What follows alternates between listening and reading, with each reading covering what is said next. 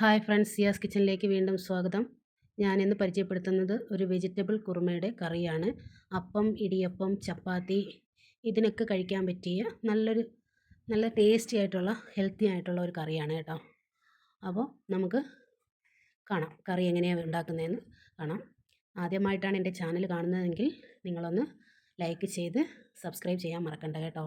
എൻ്റെ ചാനൽ ഇഷ്ടപ്പെടുവാണെങ്കിൽ നിങ്ങൾ ഒന്ന് ഷെയർ ചെയ്ത് കൊടുക്കണം. അപ്പോൾ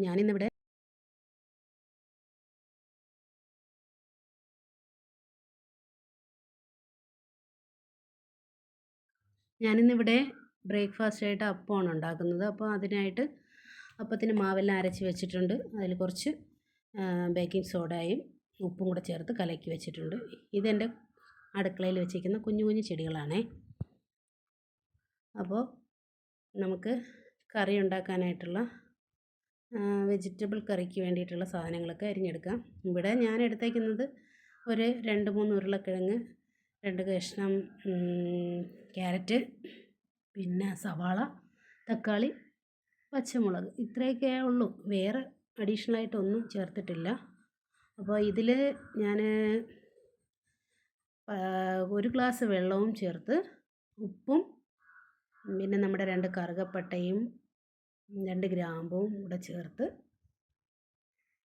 കുക്കറിൽ വെച്ച് വേവിച്ചെടുക്കുകയാണേ. അപ്പോൾ ഇതിനായിട്ട് ഞാനൊരു അരമുറി തേങ്ങയുടെ പാലാണ് എടുത്തിട്ടുള്ളത്. തേങ്ങാപ്പാലാണ് ചേർക്കുന്നത്, വേറെ ഒന്നും ചേർക്കുന്നില്ല. അപ്പോൾ ഇതൊന്ന് വേവിച്ച് എടുക്കാമേ. ആ സമയം കൊണ്ട് ഞാൻ നമ്മുടെ തേങ്ങയൊക്കെ തിരുമ്മി എടുത്തിട്ടുണ്ട്. അത് തേങ്ങാപ്പാൽ ആക്കി എടുത്തിട്ടുണ്ട്. ഇത് സമയം നമ്മുടെ അപ്പം റെഡിയാക്കുന്നുണ്ട്. അപ്പം കോരി ഒഴിച്ച് അപ്പം ചുട്ടെടുക്കുന്നു.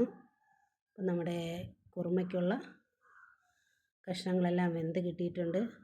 അതിലേക്ക് എടുത്ത് വച്ചേക്കുന്ന തേങ്ങാപ്പാൽ, കട്ടിയുള്ള തേങ്ങാപ്പാലാണ്. അപ്പോൾ അത് ഞാനൊന്ന് മിക്സിയിലടിച്ച് പാലെടുത്തതാണ്. അതിൽ പിന്നെ വേറെ 1-ാം പാൽ 2-ാം പാൽ അങ്ങനെ ഒന്നും എടുത്തിട്ടില്ല. അപ്പോൾ ഈ പാലൊഴിച്ചതിന് ശേഷം 1 സ്പൂണ് കുരുമുളക് പൊടിയും 1/2 സ്പൂണ് ഗരം മസാലയുമാണ്. ഗരം മസാല ഞാൻ വീട്ടിൽ തന്നെ പൊടിക്കുന്നതാണ്.